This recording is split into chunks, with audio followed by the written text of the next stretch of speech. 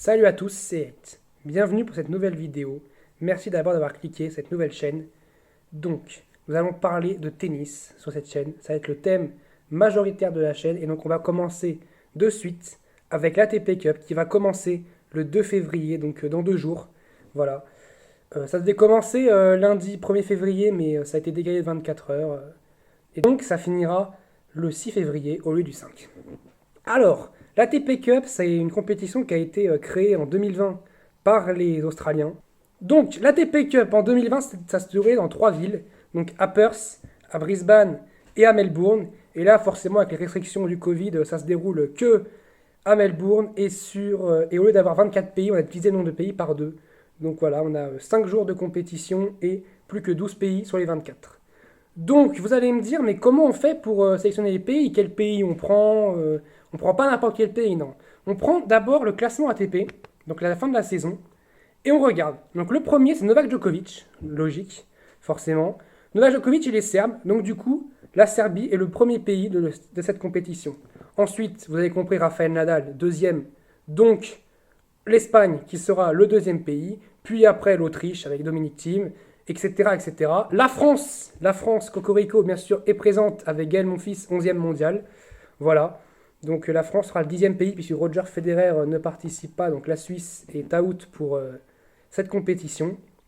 Donc voilà, donc la composition des poules, c'est 4 poules de 3 avec le premier de chaque poule qui va se qualifier. Donc dans le groupe A, on a la Serbie, donc avec Novak Djokovic, forcément grand favori.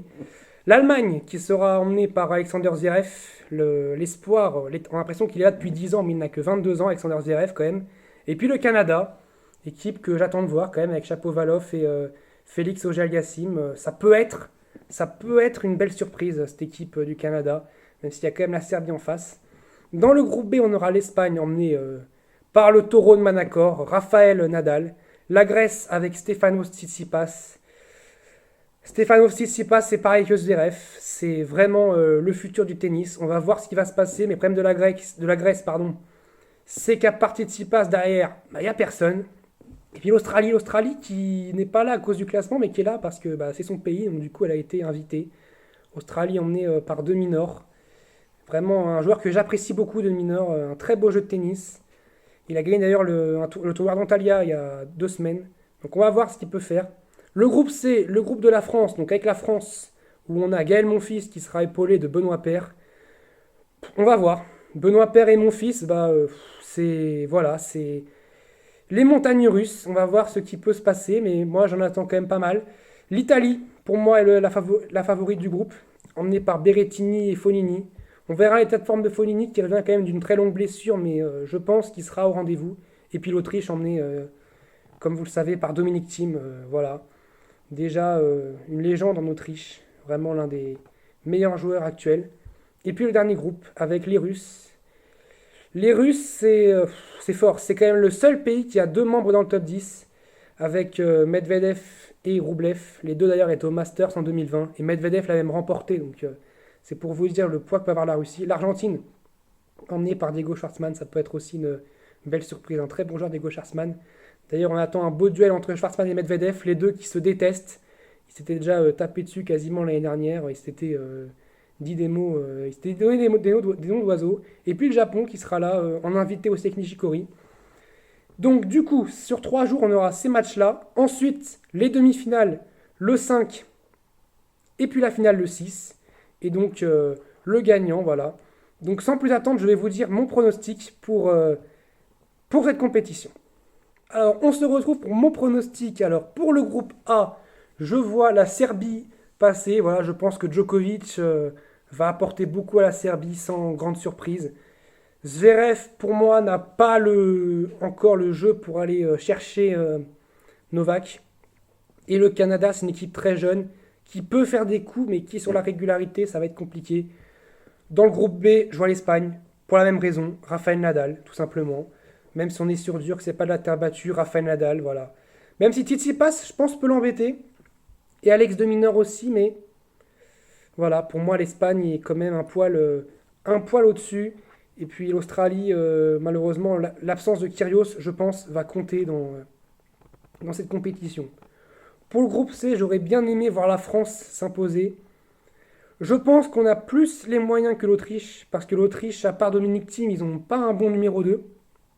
Mais l'Italie, avec Berrettini et Fognini, je pense, va être quand même plus forte que nous. Et donc je nous vois quand même juste finir deuxième. Et l'Italie, pour moi, va finir en tête de cette poule. Et ensuite, le groupe D, je vois la Russie. La Russie qui, pour moi, est le favori de cette compétition dans mon pronostic. La Russie devant l'Argentine et le Japon. Donc, première demi-finale, on aurait la Russie contre la Serbie. Pour moi, je vois la Russie gagner, tout simplement parce que Medvedev est un joueur qui est un, on va dire, entre guillemets, un anti-Djokovic.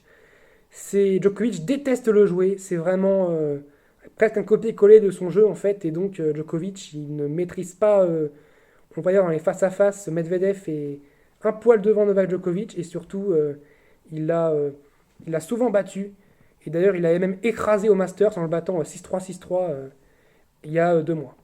Et donc l'autre demi-finale, je dirais Italie-Espagne. Pour moi, Rafael Nadal va emmener l'Espagne, et puis Bautista Agut est un lieutenant bien plus que convenable. C'est même un numéro 2 exceptionnel, Bautista Agut, joueur très sous-coté, qui n'a pas un style de jeu très beau à voir, mais qui renvoie, qui renvoie, qui renvoie, et qui donc donne du plaisir à cette équipe d'Espagne. Et donc en finale, je vois la Russie contre l'Espagne. Et pour moi, la Russie peut aller chercher l'Espagne. Medvedev peut emmener la Russie jusqu'au bout. Andrei Rublev est peut-être le lieutenant parfait pour l'épauler. Et pour moi, voilà, la Russie va gagner sa TP Cup. J'espère que je ne me tromperai pas. Ça se trouve, ils vont perdre dès les poules. On verra bien. En tout cas, voilà, je vois la Russie gagner, même s'ils vont devoir, pour gagner du coup, battre la Serbie et l'Espagne dans mon pronostic. Ça va être dur, mais pour moi, la Russie est favori. Quid de la France, cette compétition qui accueille quand même 14 des 15 premiers mondiaux, à part Roger Federer, qui est quand même une énorme absence, hein, le Suisse Roger Federer, 20 ans à du Grand Chelem, plus de 100 titres à son compteur, 310 semaines numéro 1 mondial, voilà. Et j'en ai même pas encore dit assez sur lui, je pense. On fera d'ailleurs des vidéos sur Roger Federer, je pense, dans les moments qui viendront. La France est dans un groupe avec l'Autriche et l'Italie. Ça va être dur. Ça va être dur parce que l'Autriche, on le sait, il y a Dominic Thiem. Mon fils n'arrive pas à jouer Dominic Thiem. Il s'est fait démonter l'année dernière à Melbourne. Il s'était fait démonter il y a 2 ans à Roland-Garros. Pour moi, la France ne peut pas battre Dominic Thiem, mais il peut battre l'Autriche car le numéro 2 autrichien est faible. Mais l'Italie, Fognini et Berrettini. D'ailleurs, j'attends un très beau match popcorn entre Fognini et Benoît Paire. Ça peut donner quelque chose d'intéressant. Mais l'Italie a un avantage par rapport à la France. Et donc, je ne vois que la France terminer deuxième.